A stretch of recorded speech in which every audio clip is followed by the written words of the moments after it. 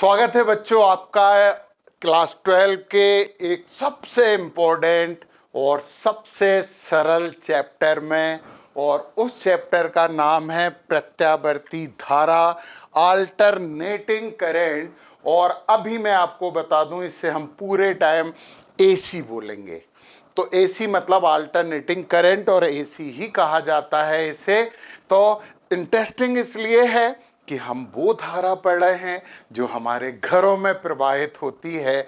तो फैक्ट है कि चारों तरफ जो हमारे चीज है जिसका हम सबसे ज्यादा उपयोग करते हैं, आज हम वो पढ़ने वाले हैं। परंतु हमेशा की तरह एक बात मैं बोल दूं कि ये लेक्चर आपके लिए सबसे इंपॉर्टेंट लेक्चर है। क्यों? क्योंकि यदि इसे आप बहुत ध्यान से समझते हो तो ये चैप्टर आगे सरल होता चला जाएगा। क्योंकि यहाँ पे हम इंट्रोड्यूस हो रहे हैं, हम परिचय प्राप्त कर रहे हैं कि ये एसी है क्या, इसका चरित्र क्या है। फिर आगे के चैप्टर में इसके कार्य पढ़ेंगे हम। इसलिए पहले इसी के बारे में समझ लें और पूरे चैप्टर को बिल्कुल सरल बना लें, एक एक बात समझें। यदि आपको कोई चीज कंफ्यूजिंग लगती है तो आप वीडियो को फिर से रिवाइंड करके फिर से देखें, हर चीज समझ में आएगी।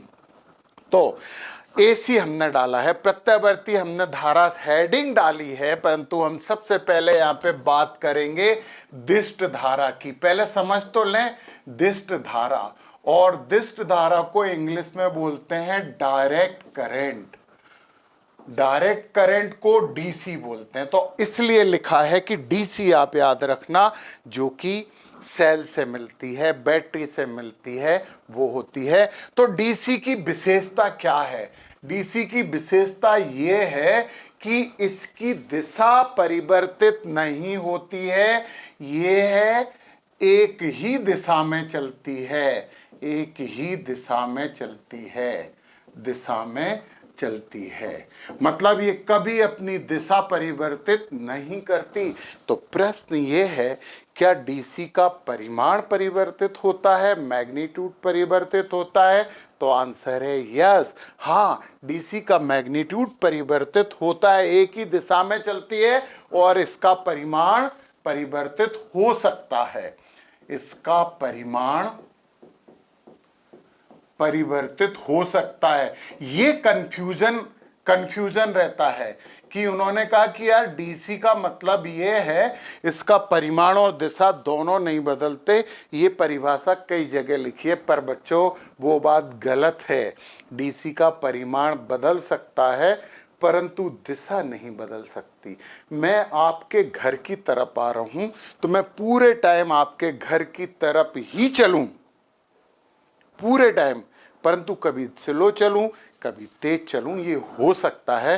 परंतु आपके घर जाने की दिशा नहीं बदलूं तो मैं डीसी हूं, तो मैं डीसी हूं।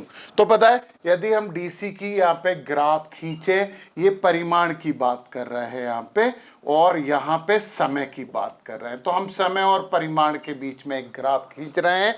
तो ये चले डीसी आई, देखिए यहां पे परिमाण परिवर्तित नहीं हो रहा है, इसे यूनिफॉर्म डीसी बोलते हैं, एक समान डीसी बोलते हैं। बच्चों पहले डीसी अच्छे से समझोगे तभी तो एसी और डीसी में अंतर समझ में आएगा। एक समान परिमाण वाली है। तो अब मैं एक दूसरा डायग्राम बनाता हूं, देखिए आप उसे।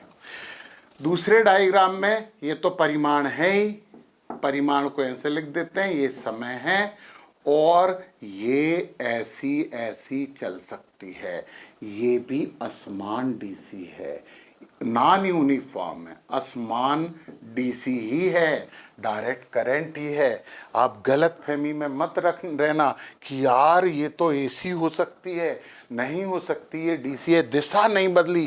क्योंकि दिशा कब बदलेगी? जब ये अक्ष के नीचे आएगी तो माइनस हो जाएगी।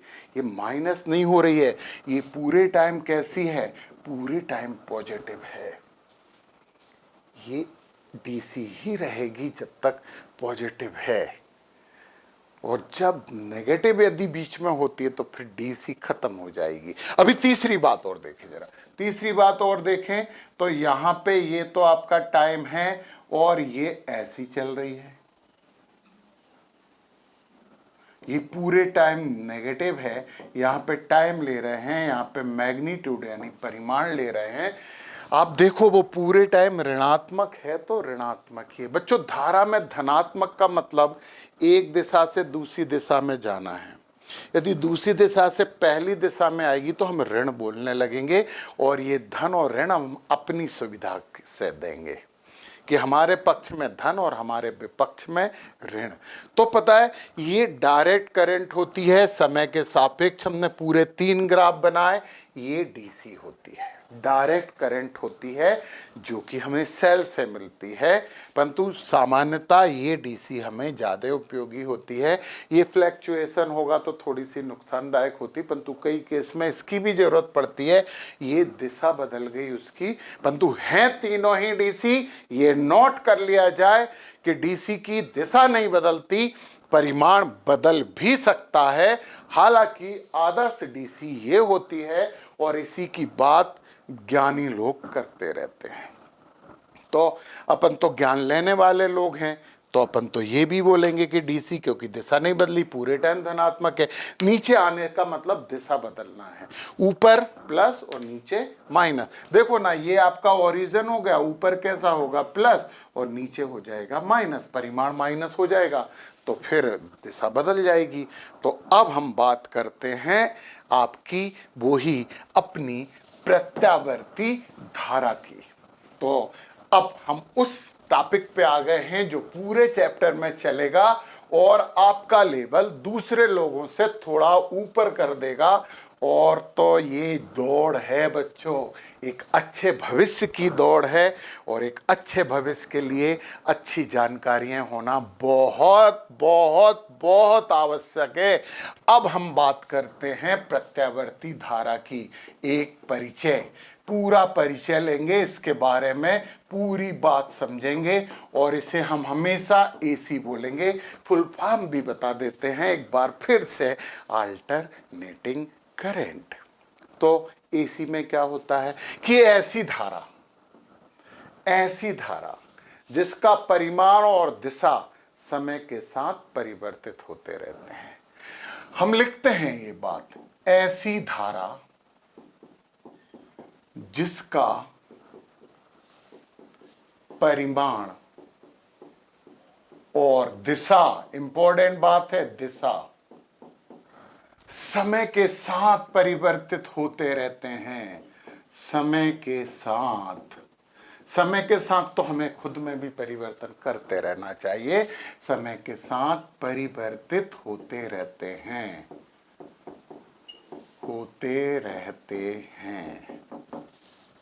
एसी कहलाती है। हमने लिखा है कि ये एसी है, ऐसी धारा, ऐसी, थोड़ा सा सम्मान दे दें, हिंदी में सम्मान है और हैं। तो इसमें सम्मान सूचक हो जाता है जब हम हैं बोलते हैं, और जब बोलते हैं वो है तो असम्मान होता, वो हैं एक ही है परंतु सम्मान सूचक शब्द हो जाता है। एसी को हमें सम्मान देना पड़ेगा क्योंकि हम एसी को सबसे ज्यादा अपने घरों में उपयोग करते हैं, इसका उपयोग करते हैं, सदुपयोग करते हैं। तो ये आपकी प्रत्यावर्ती धारा हो गई। और बच्चों प्रत्यावर्ती धारा भी कई तरह की हो सकती है। देखो पहली जो प्रत्यावर्ती धारा है ये समय का ग्राफ है, यहां लिख रहे हैं, यहाँ पे ऊपर ओ से ऊपर पॉजिटिव है, नीचे नेगेटिव है, और ये काय की बात हो रही है, पूरे में ये परिमाण की बात होगी, बार बार नहीं लिखने वाले। देखो बच्चों ये चल रही है आपकी एसी, परिमाण बढ़ा, यहां अधिकतम हो गया, फिर शून्य होके माइनस हो गया, माइनस में अधिकतम हो गया, फिर शून्य हुआ, फिर प्लस में अधिकतम हो गया। ऐसी भी हो सकती, समझो जरा, ये आपका ओ ऊपर की तरफ कैसा होगा पॉजिटिव, नीचे की तरफ होगा नेगेटिव। और देखिए जरा ये जो धारा है वो ऐसी भी चल सकती है, बिल्कुल ये भी सिग्नल हो सकते हैं। वो डिजिटल और एनालॉग सिग्नल अपन ने समझे थे, ये भी एसी ही है। तीसरी बात, थोड़ा सा और टेढ़ा बनाए, वो ऊपर की तरफ परिमाण पॉजिटिव, नीचे की तरफ परिमाण नेगेटिव, ये भी हो सकती है। ये भी एसी है, ये भी एसी है, ये भी एसी है। तीनों अल्टरनेट करंट है, प्रत्यावर्ती धाराएं हैं। जो नॉन यूनिफॉर्म रहता है, असमान रहता है, उसका हम थोड़ा कम उपयोग करते हैं, परंतु ऐसा नहीं है कि उनका उपयोग नहीं होता है। तो इनका भी कहीं कहीं उपयोग होता है, परंतु हमारे इस चैप्टर में तो इनका उपयोग नहीं होगा। ये एसी का हम उपयोग अपने इस चैप्टर में करने वाले। पता है, इस एसी का एक बहुत अच्छा नाम है साइनूसोइडल, SOIDAL। इसे बोलते हैं साइनूसोडल, सोडल। तो पता है, साइनूसोडल साइन है, ये साइन, साइन। इसे हिंदी में बोलते हैं ज्यावक्रीय। और एक सबसे इंपॉर्टेंट बात करें, ये समय की फलन है। एसी क्या है? एसी है समय का फलन। और ये जो रिलेशन है ना, वो रिलेशन साइन में होता है। साइन थीटा वाला साइन यार, ज्या बोलते हैं इसे।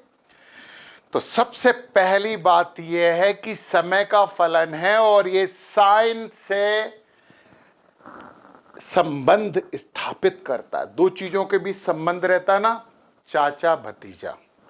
तो चाचा भतीजा का मतलब है संबंध क्या हो गया? पिता का भाई, वो साइन है। वो जो पिता का भाई है तभी तो चाचा हुआ। तो पिता का भाई मतलब साइन है। वो दोनों एक दूसरे से रिलेटेड, चाचा और भतीजे। कैसे रिलेटेड हो गए? उन्होंने कहा पिता का भाई है। अच्छा, ये आपके भतीजे के रिस्पेक्ट में हो गए। और चाचा संबंध बोले तो क्या बोलेगा? मेरे भाई का लड़का है ना।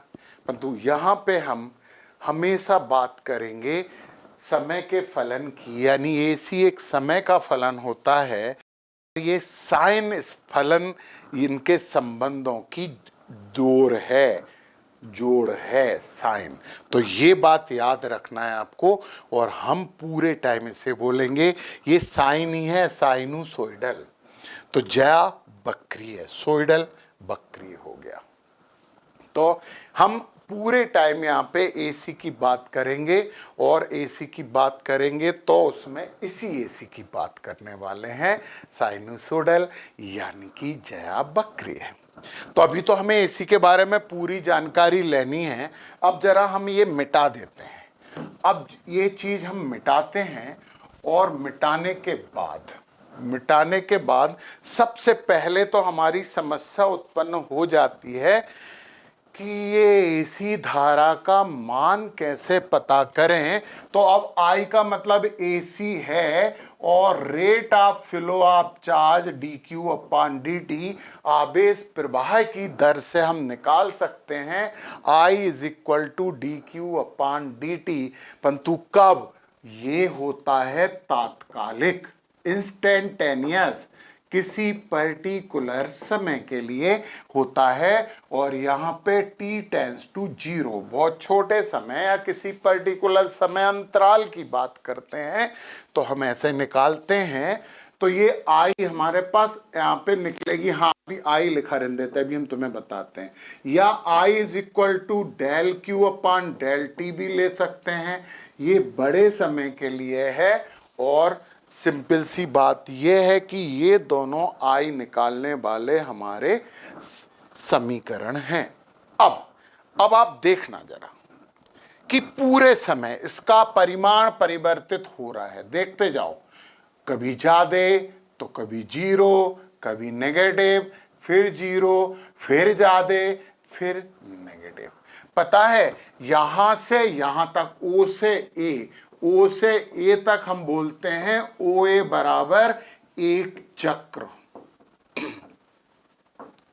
मतलब 1 साइकिल, एक चक्र होता है ओ से ए तक। एक बार आधा चक्र प्लस है और आधा चक्र माइनस है, ये इसे बोलेंगे अर्ध पॉजिटिव साइकिल और इसे बोलेंगे अर्ध नेगेटिव चक्र। अब एक बार हिंदी भी लिख दी, तो यहां पे आधा पॉजिटिव होता है और आधा नेगेटिव चक्र होता है यहां पे, और दोनों मिलके एक पूर्ण चक्र बनते हैं। तो ये जो एसी है उसका परिमाण पूरे समय परिवर्तित होता रहता है, तो हमें इस आई की ज्यादा उपयोगिता नहीं है, या इस आई की तो है क्योंकि किसी समय पे निकाल लेंगे, परंतु यार हमें औसत चाहिए, आई एवरेज चाहिए। तो जैसा कि हमने बोला है कि एसी जो है वो क्या है, एसी है समय का फलन, हमने लिखा है ये बात। चलो अपन आई एवरेज निकालते हैं, बहुत सिंपल और बहुत मजेदार बात है। तो हम सबसे पहले यहां से थोड़ा सा आगे बढ़ते हैं, यहां से आगे बढ़ते हैं तो यहां पे हम लिख सकते हैं dt को इधर ले आओ, तो हम लिख सकते हैं आई डी टी बराबर डी क्यू। अपन यहां पे डी क्यू लिख दें, है ना, डी क्यू बराबर I into D T, D Q निकल रहा है। और इसका समाकलन कर दो, इसका आप कर दो समाकलन, बहुत इंपॉर्टेंट बात है, समाकलन कर दो तो डी क्यू का क्या हो जाएगा क्यू, और ये हो जाएगी आई डी टी। समय का फलन है, समय के साथ यहां पे समय और यहां पे अंतिम समय, प्रारंभिक समय, स्टार्टिंग टाइम, एंड टाइम। मतलब यहां पे स्टार्ट टाइम लिखेंगे हम, स्टार्टिंग टाइम, और ये एंडिंग टाइम, एंड टाइम, हम ऐसे ही लिख देते हैं। तो हम समय के सापेक्ष इसे करेंगे, ये आवेश निकल गया। और आवेश प्रवाह की दर धारा होती है, आई बराबर क्या होता है, आई बराबर होता है आवेश बटे समय। आवेश ये आ गया, आवेश ये आ गया, तो एवरेज, एवरेज की बात कर रहे हैं, तो आई एवरेज औसत, औसत बराबर आवेश को अपन क्या लिखेंगे आई डी टी, और समय भी तो डी टी आएगा ना, क्योंकि समय तो डी टी है। तो बच्चों आई एवरेज निकालने का ये फार्मूला आप भूलना मत, सबसे इंपॉर्टेंट बात की है हमने, आई एवरेज बराबर integration of I D T upon D T, integration of समय। ये बहुत इंपॉर्टेंट फार्मूला है, बी आई पी है। क्यों? क्योंकि ये समय का फलन है यार, यस ये समय का फलन है यार। सर बोर हो गए, समय का फलन, बोर मत हो क्योंकि ये समय का फलन है तो है, यस। इसीलिए हमने यहाँ पे ये चार्ज है जो हमने निकाला, तो आवेश निकालना भी सीख लिया, Q बराबर I का इंटीग्रेशन करेंगे समय के सापेक्ष। यही मतलब तो हुआ कि I का समाकलन समय के सापेक्ष, क्योंकि ये समय का, अब मत बोलना सर दोबारा, समय का फलन है। ये इतनी इंपॉर्टेंट बात आई। तो फाइनली एक सवाल कर लेते हैं, ये आपने लिखा, अभी तो अपन ये सब मिटाते हैं, अभी बहुत सा पढ़ना, अभी तो धीरे धीरे समझेंगे। तो अभी तो आई एवरेज का फार्मूला हमने निकाला है यार, तो जरा उसका एक एप्लीकेशन कर लें, एक न्यूमेरिकल कर लें। और ऐसा न्यूमेरिकल है, इतना सरल सा न्यूमेरिकल है, और ये नीट में आया था। अजीब सी बात है कि ये नीट में आया था, और सरल तो है ही। उन्होंने दिया है कि I बराबर 3t स्क्वायर, तो बोला है 2 सेकंड में कुल धारा ज्ञात कीजिए। रिलेशन ये दिया है यदि, तो हमारा सवाल बन गया। तो 2 सेकंड में हमें कुल धारा निकालनी है, शुरुआत 0 से हो रही है, प्रारंभ से 2 सेकंड हो जाएगी। तो हमारे पास फार्मूला है, आई एवरेज पूछा है इन्होंने, तो फार्मूला क्या है, I D T upon D T. कब बोला है, 2 सेकंड में। ध्यान से सुनना बच्चों, ये तो फार्मूला हो गया जो हमने यहाँ पे लिख दिया है। अब अपन मान रखेंगे I average is equal to 0 से 2 सेकंड बोला ना, तो 0 से 2, और यहां पे हमने आई की जगह क्या लिख देंगे 3t स्क्वायर dt अपान लिमिट लगाना सीख जाओ तो बहुत काम की बात होती है वो। तो 0 से 2 3t स्क्वायर dt, और यहां पे 0 से 2 dt। छोटी टी बना दें, बड़ी टी नहीं बना रहे। अभी हमें बहुत सी दूसरी चीजें भी तो समझनी है अभी, तो जरा देखें जरा। तो ये हो गया, चलो सॉल्व कर देते हैं। ये नीट का न्यूमेरिकल है यार, कैसा न्यूमेरिकल दे देते हैं कई बार, है ना। तो आई एवरेज बराबर हो जाएगा 3t स्क्वायर का समाकलन करें तो करो कितना आएगा, t पावर 3 अपान 3 n+1 अपान n+1, तो ये हो जाएगा 3t पावर 3 अपान 3, और लिमिट लगी है 0 से 2, और नीचे यदि इसका करेंगे तो ये हो जाएगा t, और लिमिट तो यहाँ पे भी लगी है 0 से 2। अब इसे सॉल्व कर दो, 3 से तो 3 काट दो।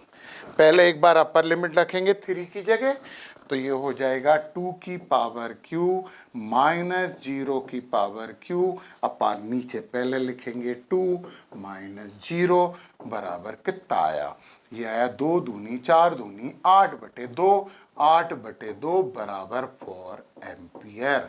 यहाँ पे इकाई एम्पियर ही होती है, ऐसा नहीं है कि एसी की इकाई कुछ और कुछ हो जाएगी।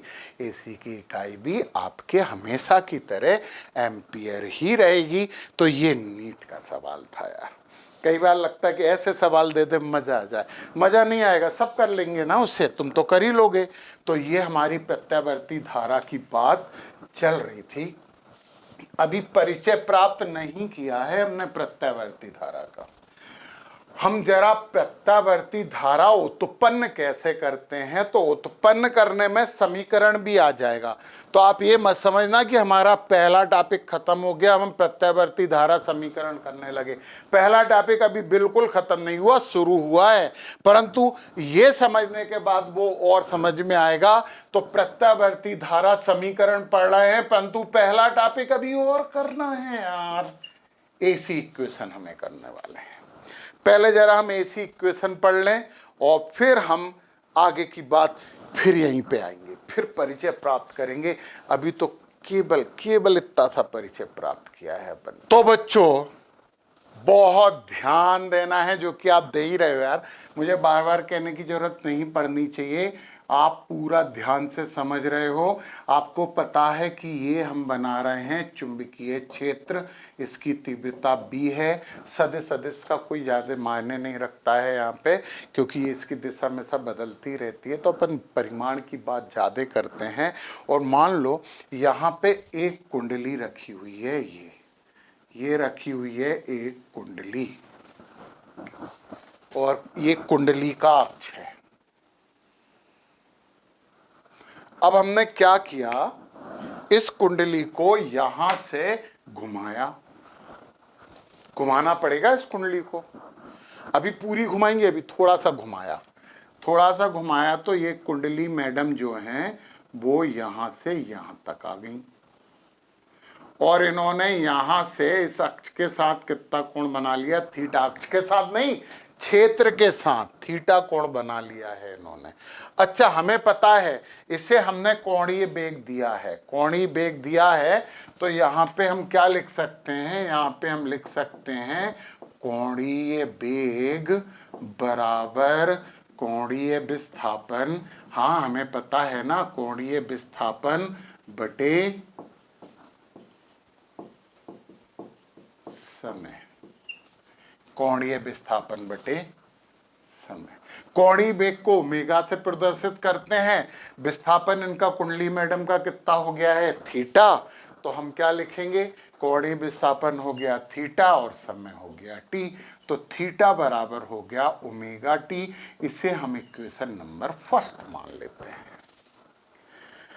अब बच्चों ध्यान से जो चीज तुम्हें समझनी चाहिए वो चीज बहुत ध्यान से समझो। हम ये डायग्राम अभी नहीं बिगाड़ रहे हैं, परंतु एसी कैसे बनती है ये समझो। यहाँ पे हम लिख रहे हैं ये समय हो गया और ये बात कर रहे हैं एसी की, और हम ये चुंबकीय क्षेत्र यहाँ बना रहे हैं। ये चुंबकीय क्षेत्र, ये चुंबकीय क्षेत्र थोड़ा सा और बड़ा बना दो क्योंकि हम एक कुंडली को इसमें घुमाने वाले हैं। अब ध्यान से देखना, ध्यान से देखना, ये है हमारी कुंडली। ओके, चुंबकीय क्षेत्र के समानांतर है, चुंबकीय क्षेत्र के समानांतर है, तो इससे पास होने वाला फ्लक्स शून्य होगा क्योंकि फ्लक्स परिवर्तन प्रेरित धारा उत्पन्न करता है। तो अभी इसमें फ्लक्स कितना है? 0, कोई धारा नहीं होगी। अब हमने इस कुंडली को घुमाया घुमाया घुमाया और 90 डिग्री घुमा दिया।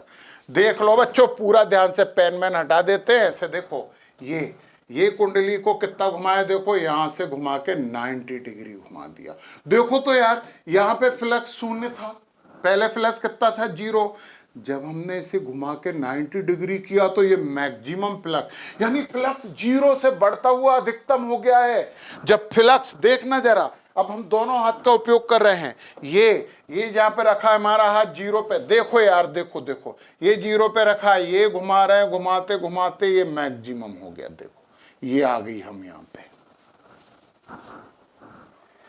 ये आई करंट, क्योंकि फ्लक्स 0 से अधिकतम हुआ है, करंट आई है। यस यस यस, समझिए। अब देखो, अब यहां के बाद क्या करेंगे? अभी क्या हो रहा था? फ्लक्स बढ़ रहा था फ्लक्स, और अब और घुमाओ। अभी कितना डिग्री पे घुमाया था? 90 डिग्री पे घुमाया था, तब ये मैक्सिमम आ गया। मतलब ये पॉइंट कब आया? जब π/2, π/2 का मतलब 90 होता है बच्चों।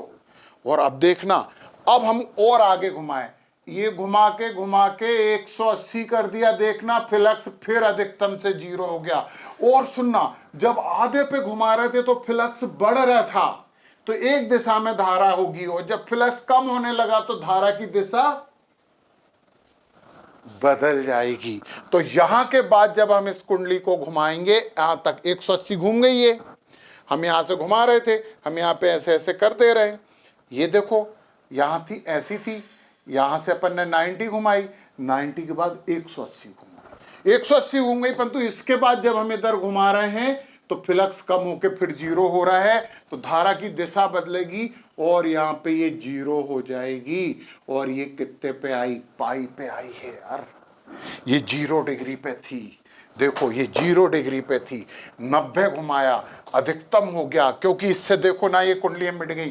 फिर से एक बार बना देते हैं अपन, बार बार मिटेंगी तो बार बार बनाएंगे। हाँ, अपन इसे ऐसी घुमा देते हैं। तो ये घुमा के ऐसी किया, ऐसी किया, तो मैक्सिमम यहां से यहां तक हो गया। जब इसके बाद हम फिर घुमा रहे हैं तो देखना जरा, यहाँ पे 0 हो गया, परंतु पहले बढ़ता था, पहले 90 में बढ़ा, फिर दूसरे 90 में कम होते होते 0 हो गया। ये पहले 90 की बात थी, ये दूसरे 90 डिग्री की बात थी। अभी देखना देखना देखना, अभी हमने यहां से शुरू किया था, ये 90, ये 90, समझे? अब इसी दिशा में और 90 घुमा दिया, देखो ना, फिर फ्लक्स बढ़ा, परंतु कुंडली की दिशा वो ही रही। जहां से दिशा बदली थी ना, यहां से ऊपर जा रहे थे, यहां के बाद कुंडली नीचे जा रही थी, 0 हो गया, फिर नीचे ही जा रही है और फिर अधिकतम हो गया, परंतु नीचे की तरफ। तो पता, ये 90 डिग्री पे फिर यहां जाएगा। कितनी बार घूम गया देखना, ये यहां से यहां तक 90, यहां से यहां तक 90, और यहां से यहां तक भी 90, 270। तो पता है कितना हो जाएगा? 270 कैसे निकालेंगे? बताओ जल्दी से।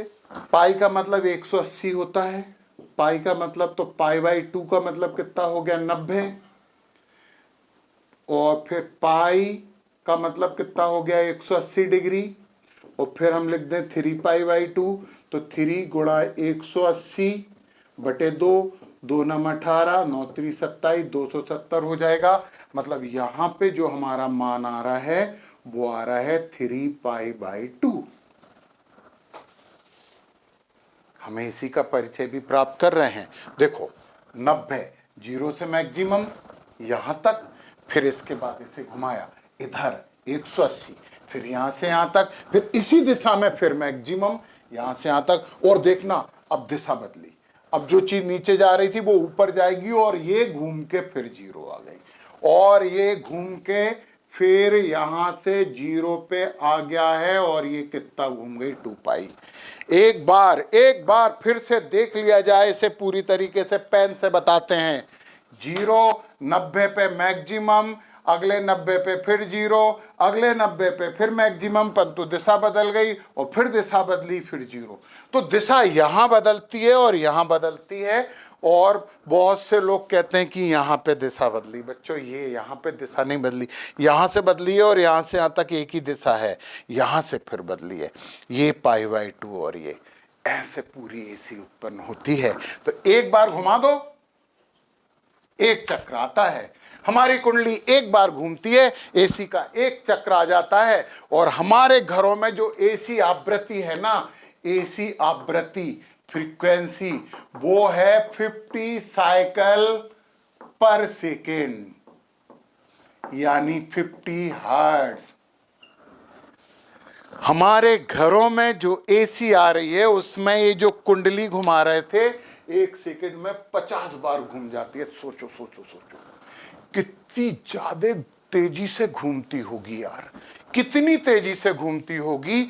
वो 50 बार 1 सेकंड में घूम जाती है। ये भारत की आवृत्ति है, हमारे प्यारे हिंदुस्तान की आवृत्ति है। इंडिया क्यों लिखें अपन, तो हिंदुस्तान लिखेंगे, हिंदुस्तान।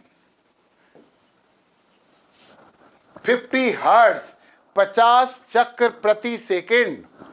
50 साइकिल लिखा, C/C लिखेंगे, CIL भी लिख देते हैं हम। यहाँ पे फिर से एक बार और लिख देते हैं, 50 चक्र प्रति सेकेंड। कंफ्यूजन नहीं होना चाहिए। ये भारत की एसी की आवृत्ति, जो आपके घरों में एसी प्रवाहित हो रही है, वो 50 साइकिल पर सेकेंड की प्रवाहित हो रही है। यस, चलो तो एसी बना। यहां से एक बार फिर से देख लें अपना हाथ चलाते हुए। ये दोनों चीजें देखो यार, दोनों दिखा रहा है, ये फिर ये फिर ये, और फिर अब कैसे देखोगे, ऐसे, और फिर ये ऐसे। दिख गया यार, दिख गया। और ये एसी बनना समझ में आ गया, ऐसे बनती है ये कुंडली, घूमती जाती है। ये वाली कुंडली है ना, ये घूमती जाएगी यहाँ पे और हमें मिलता जाएगा। हमने इसे मिटा दिया है यहाँ पे, और ये बातें हमने लिख दी है, थीटा बराबर ओमेगा टी। ठीक है ये बात। तो फ्लक्स परिवर्तन का ये पूरा रोल होता है। सब काम कौन कर रहा है, सब काम कर रहा है फ्लक्स। और हमें पता है, यू नो दैट, हम यहाँ पे लिखेंगे वी नो दैट, हम जानते हैं।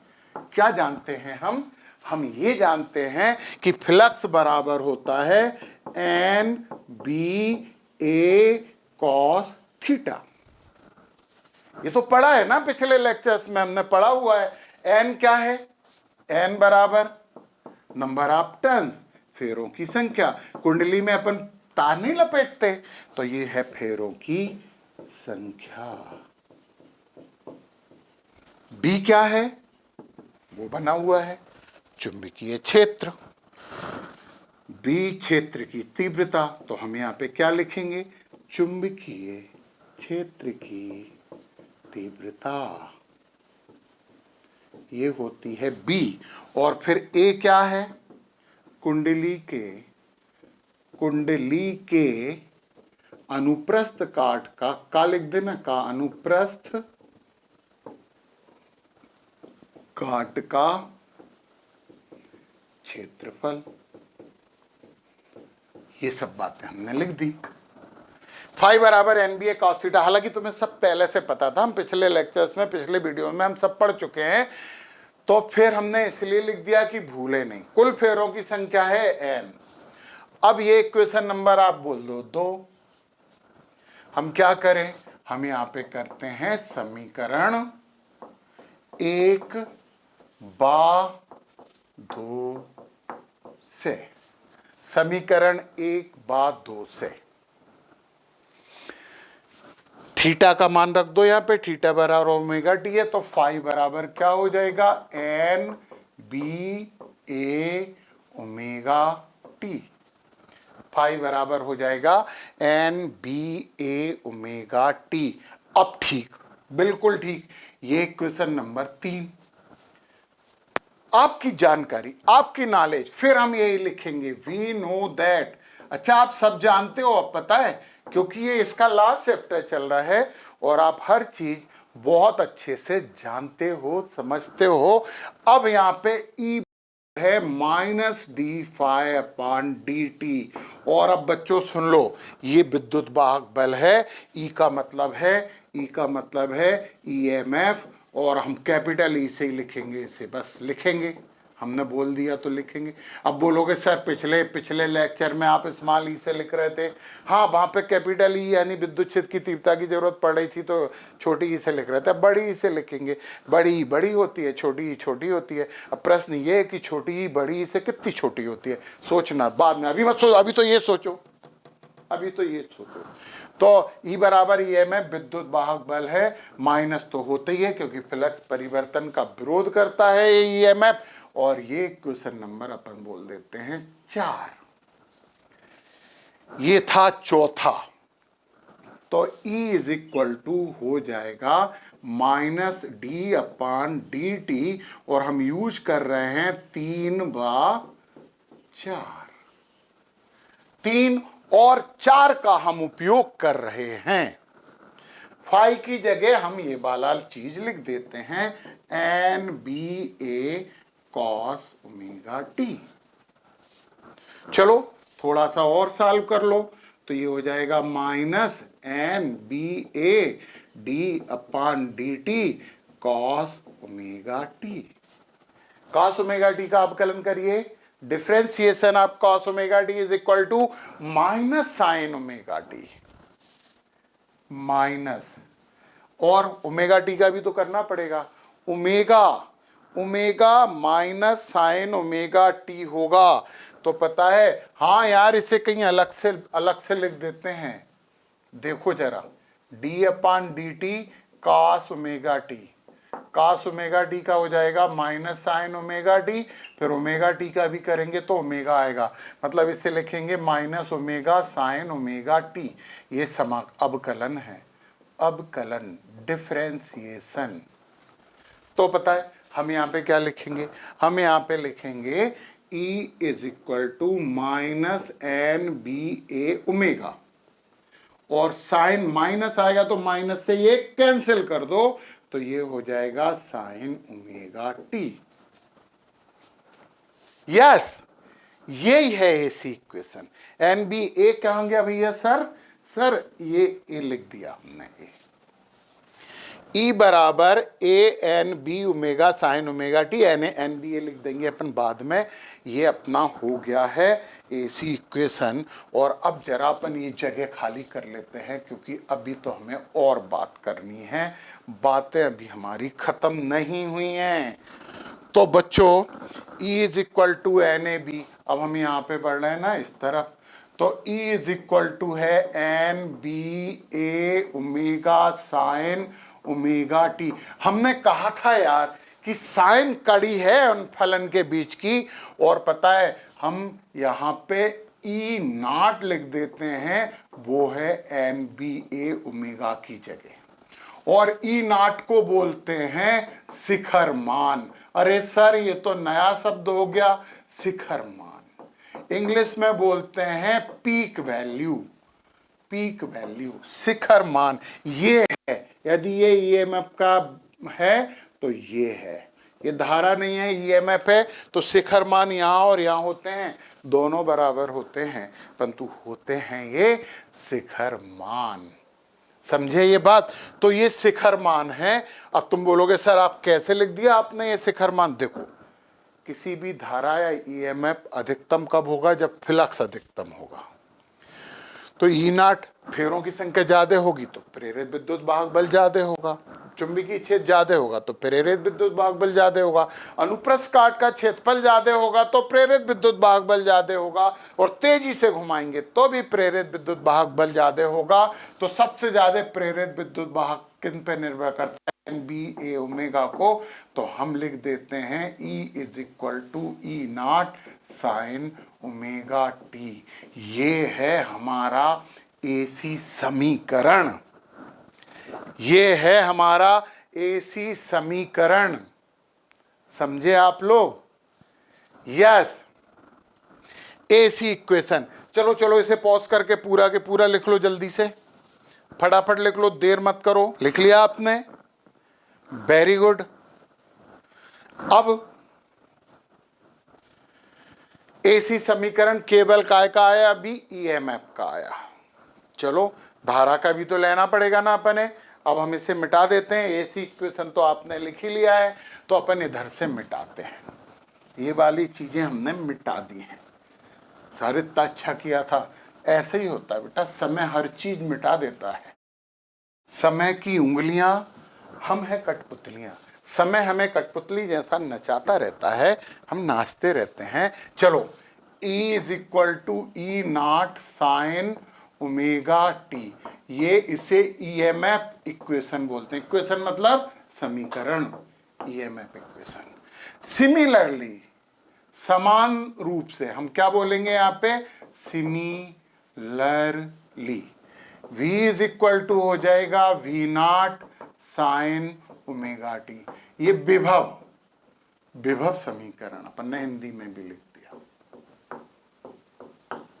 आपको पता है I बराबर होता है E अपान R प्रतिरोध। E अपान R प्रतिरोध। पता है बच्चों, एक बहुत इंपॉर्टेंट बात तो सुन लो यार आगे बढ़ने से पहले। यहाँ पे जो प्रतिरोध है ना, उस प्रतिरोध को हम ओमीय प्रतिरोध कहते हैं। उसके सामने ओमी जरूर लगाते हैं, जरूर याद रखना, क्योंकि बहुत इंपॉर्टेंट बातें हम करने वाले हैं, आगे की बात करेंगे। E इज इक्वल टू, तो ये E का मान यहाँ रख दो, तो I इज इक्वल टू हो जाएगा, E की जगह अपन ने क्या रख दिया? E not sine omega T upon R, और E नॉट अपान R तो I नॉट हो जाएगा। I बराबर हो जाएगा I not sine omega T. ये E नॉट क्या है? E not. और ये V नॉट क्या है? और ये I नॉट क्या है? ये ईएमएफ का परम मान या शिखर मान, हिंदी में शिखर मान भी बोलते हैं। ये क्या है? ये विभव, विभव का शिखर मान है, शिखर मान। और I नॉट क्या है? ये धारा का शिखर मान है, शिखर मान। पीक वैल्यू, पीक वैल्यूज, इन्हें इंग्लिश में अपन लिख लेना यार, peak values, values of EMF, voltage and current, ये इनके शिखर मान होते हैं। अब ये इक्वेशन है, बड़े इंपॉर्टेंट तीनों इक्वेशन है। E is equal to E naught sine omega T, omega कोणीय वेग है, पता है ना? V is equal to V naught sine omega T, और I is equal to I naught sine omega T. और AC उत्पन्न कितना सिंपल तरीके से होती है, चुंबकीय क्षेत्र के बीच में कुंडली को घुमा दो तो कुंडली में विद्युत धारा उत्पन्न हो जाती है। कितनी सरलतम बात है और मजेदार बात है बच्चों। अब आपने यदि ये सब चीजें समझी ना, अभी तो थोड़ा सा परिचय और बचा है। और पता है, थोड़ा सा परिचय नहीं, बहुत परिचय बचा है, अभी थोड़ा सा परिचय नहीं बचा। हम साइनसोइडल ही कर रहे हैं, हम जैवक्रिय की बात करेंगे पूरे चैप्टर में। और घरों में भी जैवक्रिय धारा होती है और जैवक्रिय होती है। तो अभी तो हमें इसका और पर, अब जरा शिखर मान की बात भी कर लेते हैं।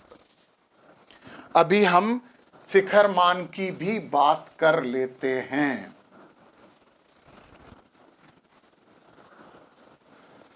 अभी तो यार परिचय अपना थोड़ा ही सा हुआ है, अभी तो और परिचय प्राप्त करना ही पड़ेगा हमें। चलो हम यहाँ पे दो ग्राफ बना रहे हैं, एक से ही बना रहे हैं, परंतु जरूरी नहीं है कि वो एक से ही बने। ये एक ग्राफ हमने बनाया, ये है T, समझना है ये बात। और यहाँ पे तो आपका O हो गया, और ये बात हो रही है ईएमएफ की, कैपिटल ई की यार, ये भी ई नॉट है और ये भी ई नॉट है, माइनस बोल दो यार, ज़्यादा ही कुछ है तो अलग दिशा में है। ऐसे ही यदि हम यहाँ पे ऐसा बनाते हैं और ये हो गया है आपका टी, तो यहाँ पे 0 है, हम आई की बात कर रहे हैं, तो ये है आई नॉट और ये है माइनस आई नॉट। तो इनके धारा के शिखर मानों की हमने बात की है, तो वो चीज तो आपने समझ ली है यहाँ पे, परंतु हमारा परिचय पूर्ण नहीं हुआ है, अभी हमें बहुत परिचय लेना है। तो अब नेक्स्ट लेक्चर में हम बाकी का परिचय प्राप्त करेंगे।